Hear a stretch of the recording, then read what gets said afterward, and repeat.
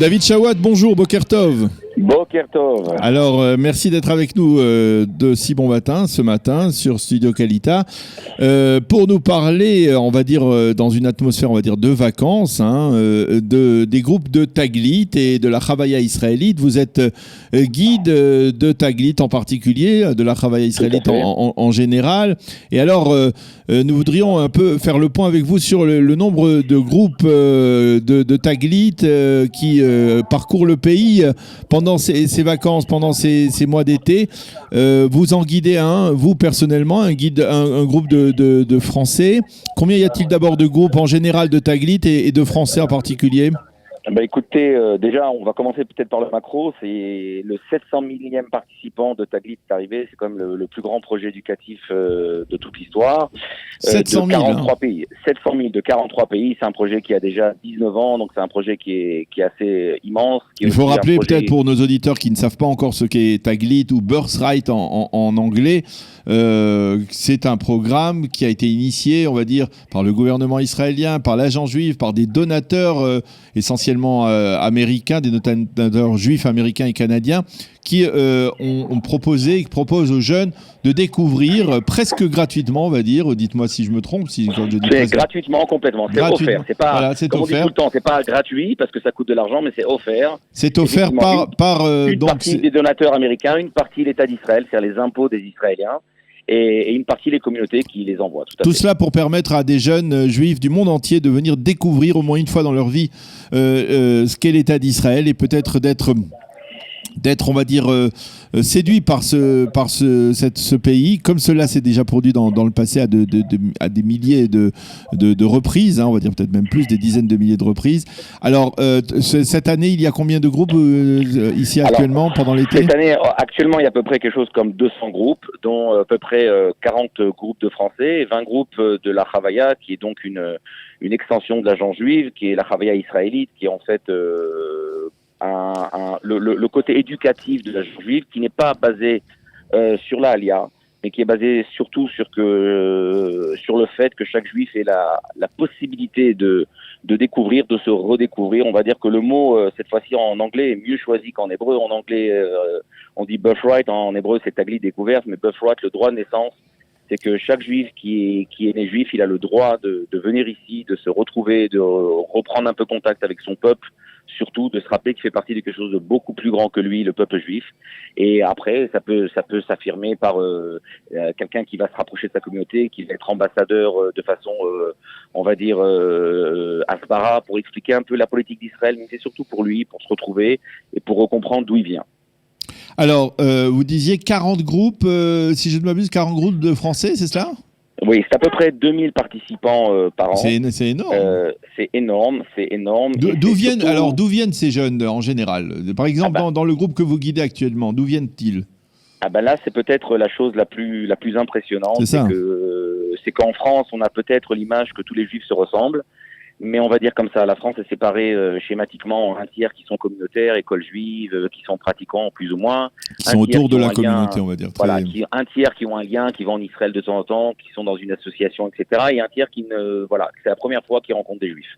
Alors ça peut paraître étonnant à des gens qui ne connaissent pas cette réalité, mais voilà, on a par exemple ici des gens qui ont été dans des écoles juives, des gens qui sont pratiquants, et des gens que c'est la première fois qu'ils font quelque chose avec des juifs.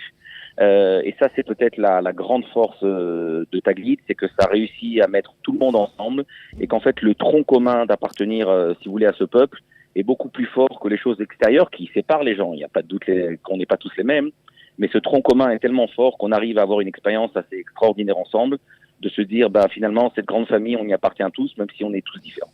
Alors, vous pouvez nous donner peut-être des anecdotes de votre expérience professionnelle et personnelle, de contact, d'impact que cette visite a pu avoir sur ces jeunes, en particulier, on va parler des jeunes juifs de France. Vous avez un souvenir marquant d'un des jeunes qui a été bouleversé, on va dire, par ce voyage ? On va dire qu'il n'y a pas un groupe où il n'y a pas quelqu'un qui est bouleversé, mais peut-être on va prendre deux exemples extrêmes. Un couple qui est venu marier des gens qui sont très pratiquants, qui ont grandi à Strasbourg, dans la communauté orthodoxe de Strasbourg, et qui avaient l'habitude de venir en Israël, et puis c'était un petit peu, si vous voulez, un pèlerinage, c'était quelque chose d'extérieur à eux-mêmes. Et au milieu de Taglit, ils me disent, mais c'est la première fois qu'on voit que l'histoire, notre Bible, notre judaïsme, il est relié à une géographie, il est relié à un peuple, à quelque chose de physique. Et pour eux, c'était un chamboulement total parce qu'ils avaient toujours séparé ça. Ou des choses qui nous arrivent tous les groupes. D'ailleurs, c'est ce qu'on va faire, j'imagine, dans peut-être ce groupe-là ou un autre groupe. Des gens qui, d'un coup, arrivent au cotel et puis voient les merveilleux Chabad qui mettent les tefilines à tout le monde et qui disent est-ce que je peux faire ma bar mitzvah parce que j'ai jamais eu l'occasion de faire ma bar mitzvah. Et comme ça, il y a beaucoup de personnes qui se retrouvent ou des gens qui arrivent et qui disent je vous avoue franchement que j'étais persuadé pour moi que sionisme ça veut dire colonialisme et qui découvrent tout simplement la réalité que sionisme c'est aimer son peuple, son pays, qu'importe où on habite. Et le chamboulement que ça fait chez les gens, c'est pas quelque chose on va dire comme ça, d'émotionnel, où les gens d'un coup sentent une grande émotion et oublient, mais c'est un peu se retrouver. Et qu'en fait, Taglit sert de tremplin, sert de départ, où les gens ils se rapprochent un peu de leur communauté, lisent des livres, vont dans une association, s'intéressent et d'un coup se redécouvrent. Et c'est ça peut-être la force exceptionnelle qu'on parle de Taglit. Il y a aussi des gens qui font leur alia, des gens qui étaient venus complètement loin et qui découvrent le pays, ils décident de faire un stage en Israël. Une des choses très très impressionnantes en Israël que tous les groupes éducatifs découvrent, c'est la puissance économique du pays. Et que aujourd'hui, il y a même, on pourrait dire, une alia économique de gens qui voient la Startup Nation et qui se disent waouh, même au niveau économique, on a un avenir ici. Et même si quelqu'un décide de rester habité d'où il vient, il aura toujours une attache aujourd'hui. On essaie de l'expliquer, c'est ce qu'on dit tout le temps, que l'État d'Israël, c'est l'État de tous les Juifs. Qu'importe où il habite, qu'importe s'il veut y habiter, peut y habiter, qu'importe s'il est pratiquant, pas pratiquant. L'État d'Israël, ce peuple-là, ça appartient à tout le monde. Alors, vous parliez tout à l'heure, vous citiez cette anecdote d'un couple de juifs orthodoxes de Strasbourg. Si je ne m'abuse, Taglit, c'était un programme qui est ouvert à des gens qui n'avaient jamais visité l'État d'Israël ou alors même non, c'est des possible. Gens qui n'ont jamais visité dans un cadre communautaire, dans un groupe. C'est-à-dire que en général, les gens arrivent en Israël, ils sont surtout à Tel Aviv ou à Jérusalem.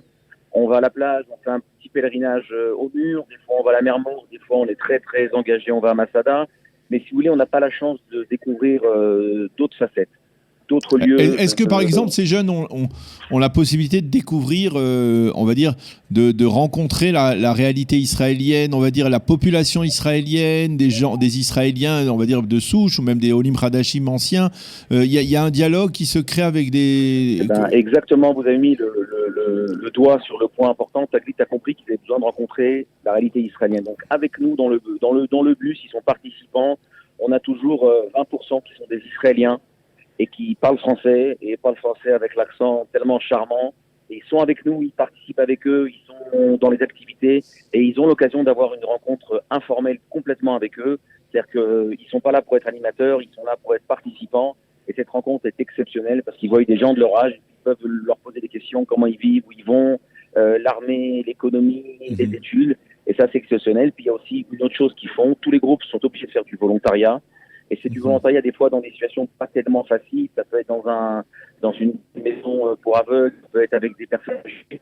Mais vraiment, on se dit, essayer de comprendre un peu les problèmes, voir la réalité telle qu'elle est. Personne n'est en train de leur dire que tout est beau et tout est parfait.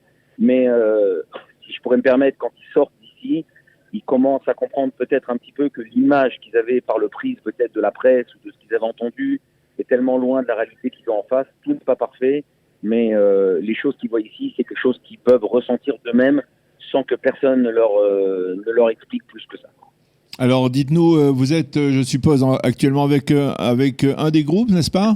Oui, tout à fait. Où vous allez aujourd'hui, quel est le programme ? Alors aujourd'hui, maintenant, pendant que je vous parle, on va descendre voir la fameuse vue de Jérusalem, expliquer c'est quoi Jérusalem, pourquoi c'est le centre du monde, pas que pour les Juifs, mais le reste de l'humanité. Puis après, on va voir le musée d'Herzl.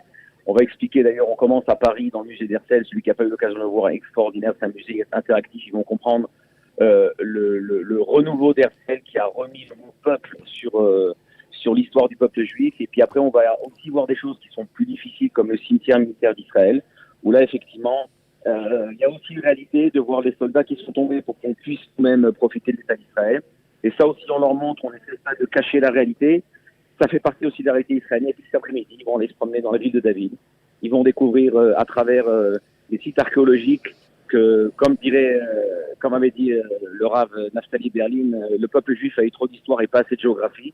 Ils vont découvrir maintenant que l'histoire et la géographie peuvent être reliées ensemble.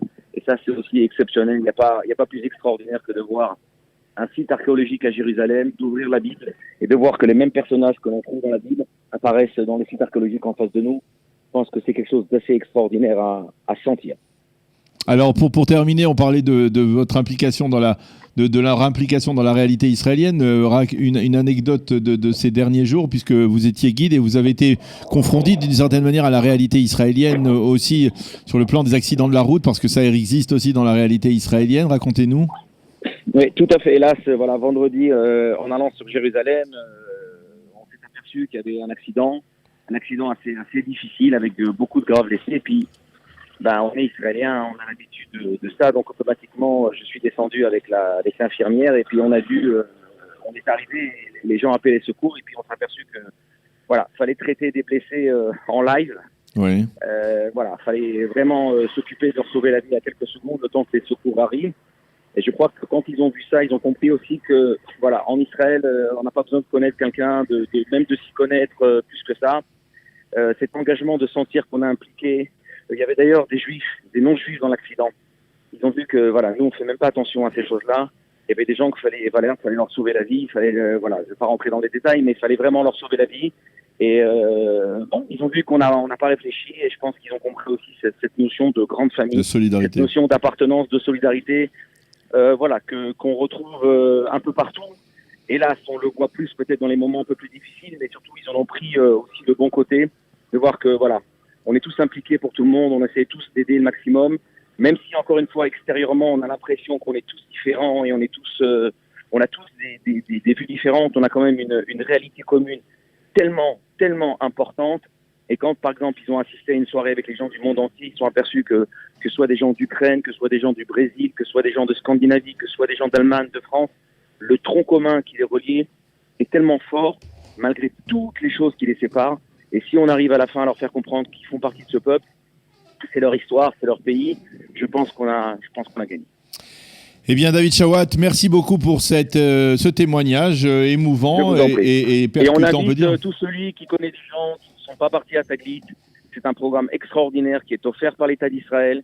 Je pense que c'est quelque chose que même quelqu'un qui a déjà vu beaucoup de fois Israël, comme j'ai dit, quelqu'un qui n'a jamais vu, ça permet vraiment, vraiment aux gens d'avoir quelque chose dans leur vie qui ne pourra pas revenir, même s'ils connaissent Israël. Et on invite tout le monde à participer à Taglit. Eh bien, encore une fois, merci beaucoup, David Chawat. Bonne chance dans votre mission. Et voilà, nous, on travaille avec la Chavaya, c'est un des organisateurs, mais je pense que le point principal de la Chavaya, c'est un côté éducatif. On veut vraiment qu'ils aient cette expérience éducative. Et ça, c'est peut-être le petit plus que la Chavaya peut apporter au niveau des organisateurs de Taglit. Merci encore une fois et bonne journée, Shavuot Tov, à bientôt.